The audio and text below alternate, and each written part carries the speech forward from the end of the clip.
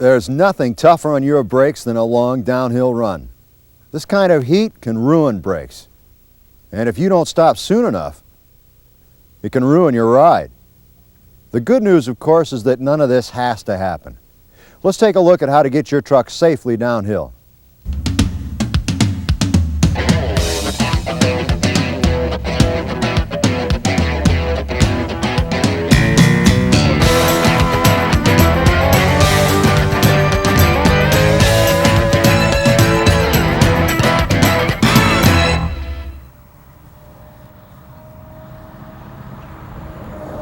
"40 tons of truck at full speed, that's a load to stop.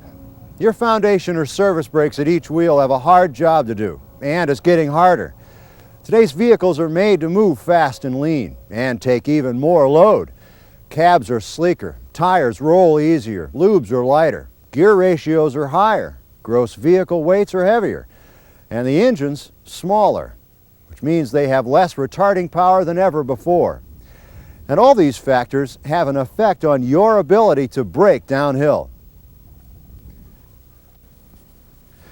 Even with all that's happening, your brakes will do the job if you spec them right and work them right. Of course, it's one thing to stop something rolling flat, and quite another when it's running downhill. Slowing today's new vehicles on long downhill runs, or again and again over rolling terrain, can take your brakes to the limit. For many of us, that'll mean adjusting our driving and braking techniques and reducing speeds on downgrades. That's what this tape is about.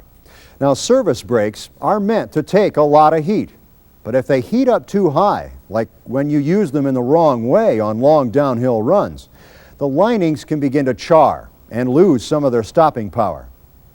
You feel it as brake fade, having to push harder on the pedal to slow the vehicle. Heat the brakes even higher, and the lining material begins to break down, losing even more stopping power. In time, these overheated brakes just can't slow you down, and it's off to the escape ramp, if you're lucky. What we want to do here is show you how to get safely down to the bottom of that hill or mountain.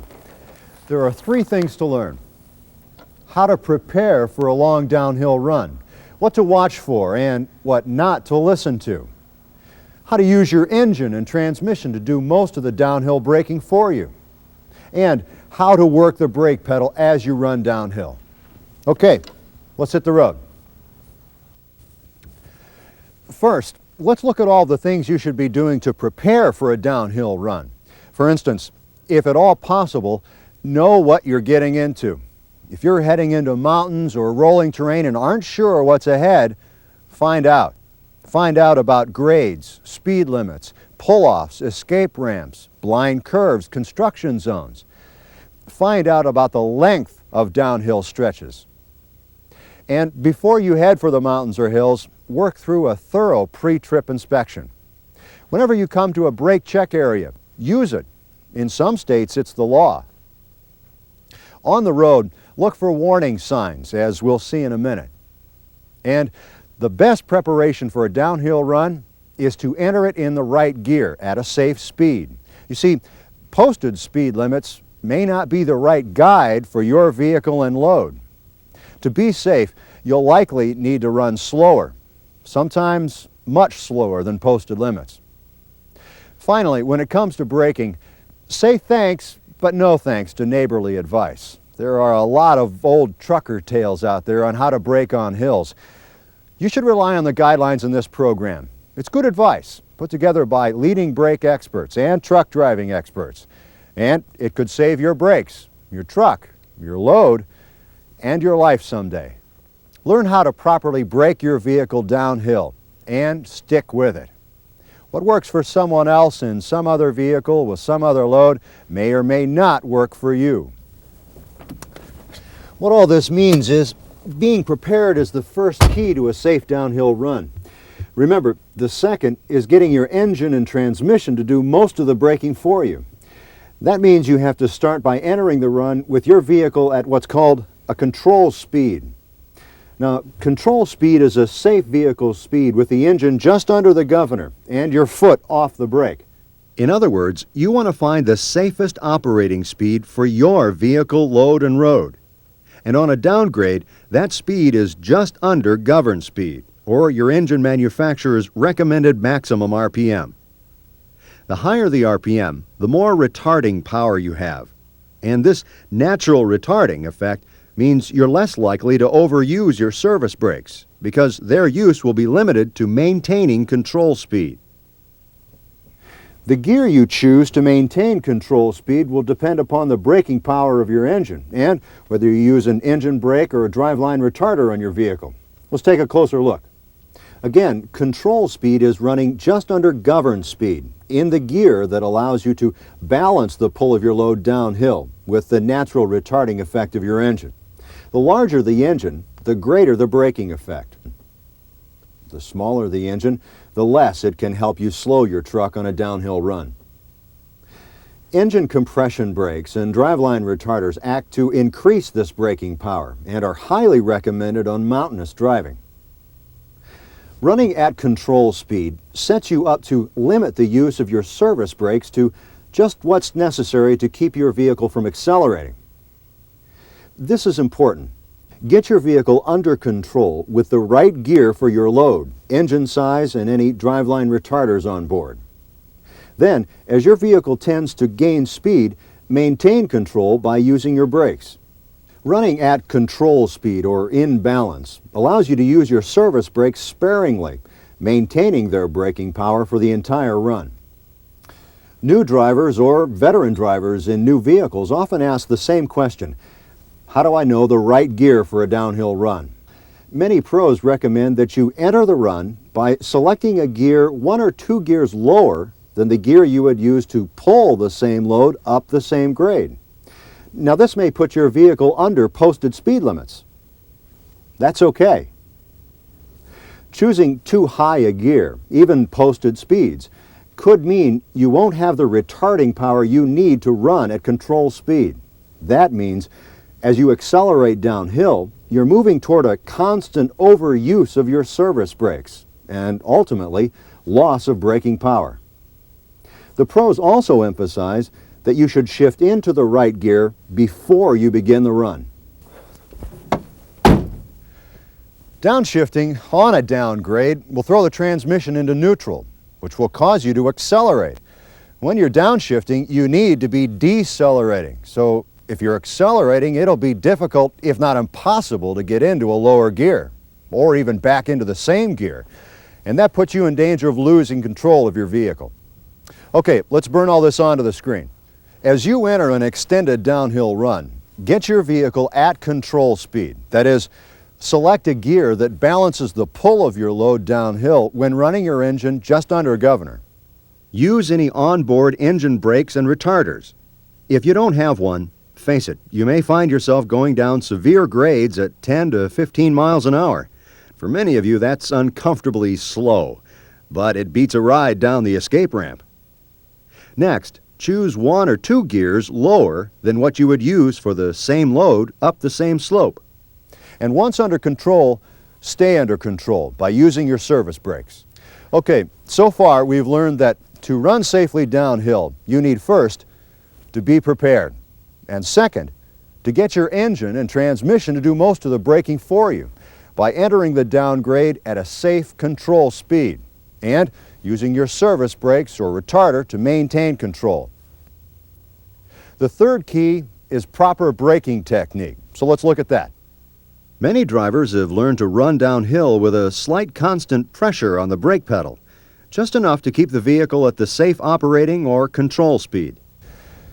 Testing by the Federal Highway Administration indicates that this slight steady pressure, called dragging, tends to make some brakes work harder than others, and those that work the hardest tend to overheat. The problem is in how brake systems work.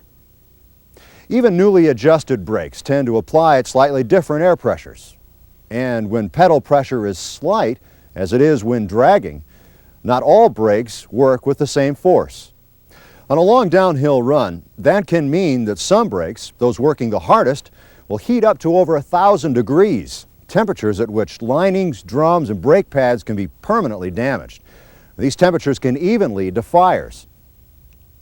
As an alternative to dragging brakes downhill, use a moderate stabbing method, what's known as snubbing. With snubbing, the driver applies the brakes with enough force to reduce vehicle speed 5 miles per hour under control speed in about 3 seconds. Should the vehicle accelerate back up to control speed, he repeats the snub. Let's look at that again. The driver applies enough pressure to reduce vehicle speed 5 miles per hour under the control speed in about 3 seconds. Think of it as the 5-3 rule. As the truck accelerates, the driver repeats the snub as often as necessary to maintain control speed through the run. Snubbing should also be used when running through rolling terrain.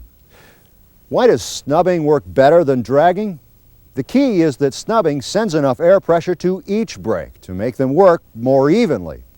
And while they might heat up, they don't tend to get as hot as they would when dragging brakes. The result is less chance of overheating, a safer ride, longer brake lining life, less downtime, lower maintenance costs. Now, snubbing your brakes downhill may be new to you, but it has been proven to be the best way to maintain downhill control. So let's burn that in.